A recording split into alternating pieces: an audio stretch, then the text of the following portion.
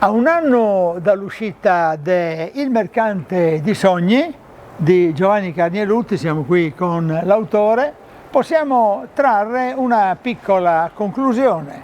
Una conclusione nel senso che questo libro è servito, una volta venduto e offerto al pubblico, che è stato numeroso, a coprire le spese per l'acquisto di una casa per i bambini, per la scuola materna Maria Bambina di San Giorgio in Nogaro. E quindi è stata un'operazione che ha impiegato un certo tempo, nel senso che il libro è stato venduto nei mesi e il gioco è stato comperato. Il gioco perché nella logica di questo incontro possiamo dire che il gioco è la medicina più grande, sostiene Carnielutti, e questo gioco, che è la medicina più grande, si inquadra anche con un'altra cosa che è accaduta molti anni fa. L'asilo, la scuola materna Maria Bambina di San Giorgio di Nogaro ha 110 anni e alcuni anni fa, parecchi decenni fa, il nonno proprio di Giovanni Carnielutti, che è qui con noi oggi, aveva donato una giostra alla scuola materna, e quindi ancora una volta si consolida questa cultura del gioco, inteso come appunto medicina, come l'impegno, il lavoro dei bambini è giocare sostanzialmente. E quindi lodevole l'iniziativa Giovanni Carnielutti. Ma io vorrei che parlassimo anche del libro Il mercante di sogni. Che cosa narra? Narra la tua esperienza di operatore commerciale a San Giorgio di Nogaro. Sì. Da statale, io facevo lo statale, una mia zia che aveva negozio ha chiuso.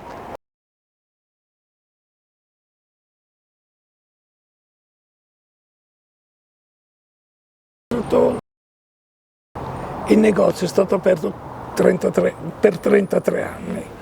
Perché? Perché un negozio che avevamo noi da tanti anni è stato chiuso dalla zia. E la gente diceva: perché chiudete che avete belle cose?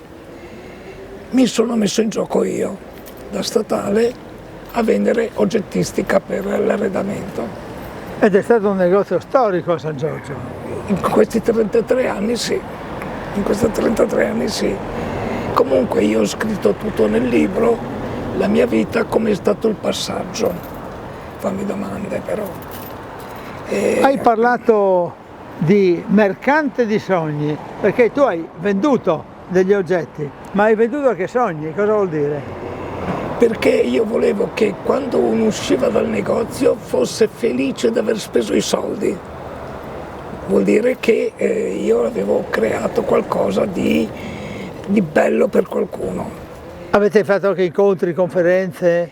Io facevo sempre. Incontri musicali? Certo, io ho fatto sempre, infatti quando ho sistemato il vecchio negozio avevo chiamato 2 sorelle, una con l'arpa e una col flauto, per intrattenere i clienti. La Contrada si chiamava. Come mai questo nome? Perché io abitavo in una contrada una volta, adesso abito in periferia, abitavo in una contrada, allora c'è scritto anche il perché. Perché sul TG3 c'è sempre la compagnia La Contrada di Trieste. San Giorgio di Nogaro come ha accettato questo libro? Beh, ho fatto 150 copie, le ho vendute tutte e penso di sì, che sia stato un bel coso. E stavo dicendo un'altra cosa. Comunque, stavi dicendo la Contrada? La compagnia di Trieste, La Contrada, ho pensato che tutte le volte che per televisione TG3 ci sarà parleranno della Contrada, penseranno a me, non solo a loro. E in effetti a me succede questo, quando sento parlare della Contrada, penso esatto. al tuo ex negozio. Pubblicità gratuita.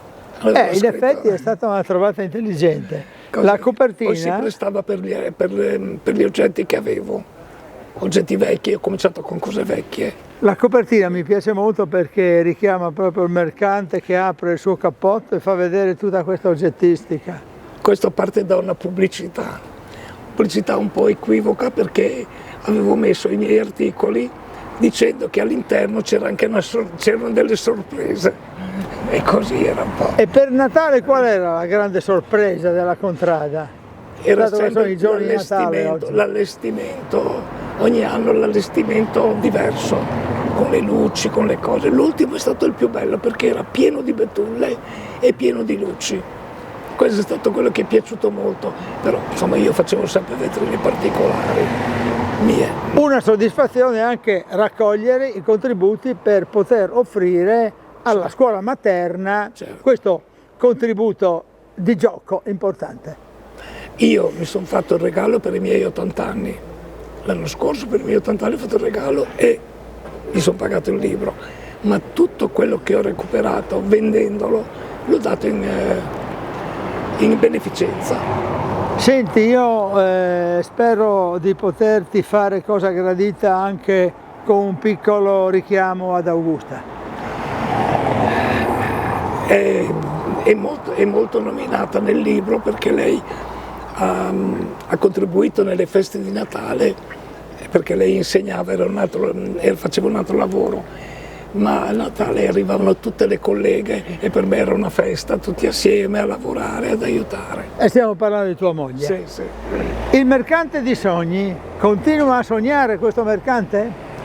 Sempre, sempre, perché altrimenti la mente si ferma e io ho sempre idee, ho sempre voglia di fare, sempre voglia di mettermi in gioco.